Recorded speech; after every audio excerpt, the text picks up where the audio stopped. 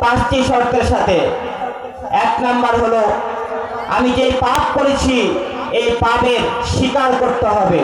দুই নাম্বার, যে পাপ করেছি এই পাপের উপরে লজ্জিত অনুতপ্ত হতে হবে। তিন নাম্বার, যে পাপ করেছি ওই পাপ আমাকে থামিয়ে দিতে হবে, ওই পাপ কাজ আর করা যাবে না। এরপরে যে পাপ করেছি ওই পাপের উপরে বা ওই পাপকে আমাকে ঘৃণা করতে হবে।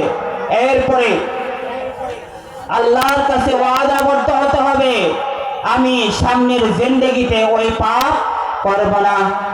রব্বুল আলামিন বলেন, আমরা যদি এই পাঁচটি শর্তের সাথে তওবা করতে পারি, রব্বুল আলামিন আমাদের অতীতের সব গুনাহ খাতাকে মাফ করে দিবেন। এই জন্য রব্বুল আলামিন বলেন, ইয়া আইয়ুহাল্লাযীনা আমানু তুবু ইলাল্লাহি তাওবাতান নাসুহা। তওবার মতো যদি আমরা তওবা করতে পারি, রব্বুল আলামিন আমাদের অতীতের সকল গুনাহ খাতাকে মাফ করে দিবেন।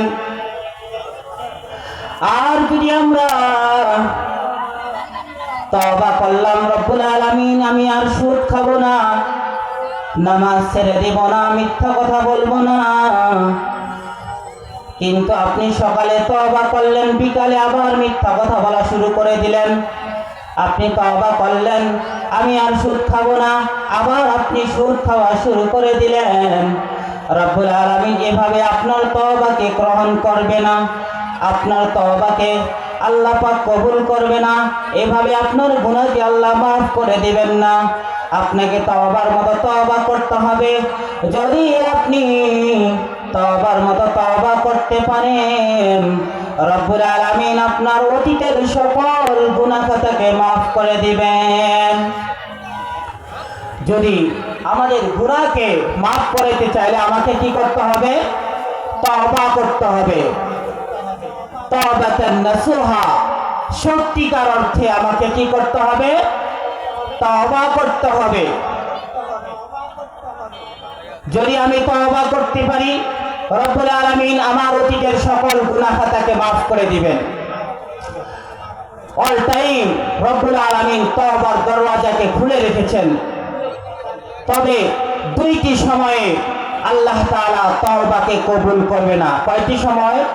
দুইটি সময়ে রব্বুল আলামিন তওবাকে কবুল করবে না।